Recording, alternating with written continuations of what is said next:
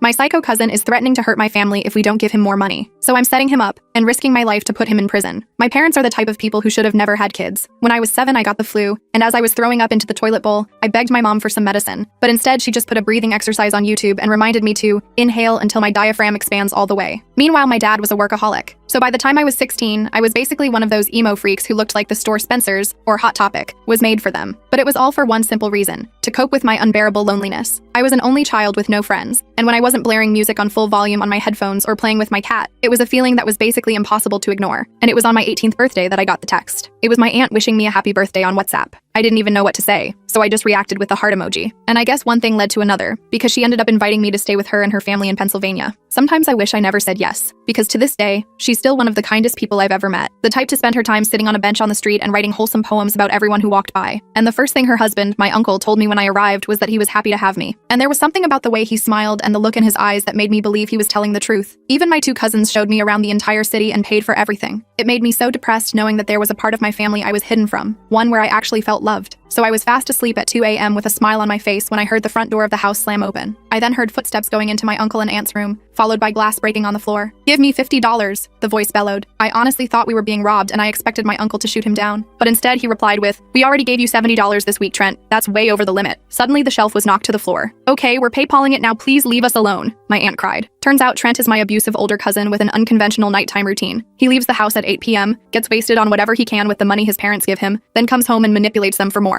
At the time I didn't really care, because it was still 1,000 times better than the home I grew up in. Plus, my other cousins, Samuel and Daisy, swore he'd never hurt me. But the more I found out, the more scared I became. Apparently he was schizophrenic, and had threatened the entire family multiple times, and I was pretty much able to ignore it, until one day when I was on a late-night walk with my uncle. He was lifting his arms up to stretch when I saw the bruises on his stomach area. My eyes widened. Well, my uncle was always pretty open about stuff, so he told me straight away. Trent did it. His tone was sad, like it was just another daily occurrence rather than straight-up abuse. It was after I told him he was 30 and he'd been living the same shitty life for 10 years, that he couldn't keep living off us and had to get a job. I buried my face in my hands, but that's when he whipped out his big black iPhone. On it were dozens of texts from Trent. "You'll die alone and unloved. You don't care about anyone but yourself, you worthless piece of shit. Just watch, I'm going to make your life so bad you'll kill yourself. And for his grand finale, I'll shatter your kneecaps so hard you'll never walk right again." My jaw literally dropped. All these messages were back to back. And worst of all, it was all because my uncle refused to send him $5 for more alcohol. Over the next few days, I found out he'd been hitting my aunt, his literal mother, and threatened my cousins too. But one day my uncle said something that changed everything. Yeah, since it's always at home, he's never a public threat, so the police don't care. It was like a light bulb moment. So that same exact day, I asked Trent to go on a walk with me. He agreed, because I told him I agreed to buy him some of the devil's lettuce. And halfway through the walk, when we were on the busiest street in Pennsylvania, I said it. "Dude, you're low-key an effing joke. Like you're 30 and live off your parents. I'm 20 and I make more money than you."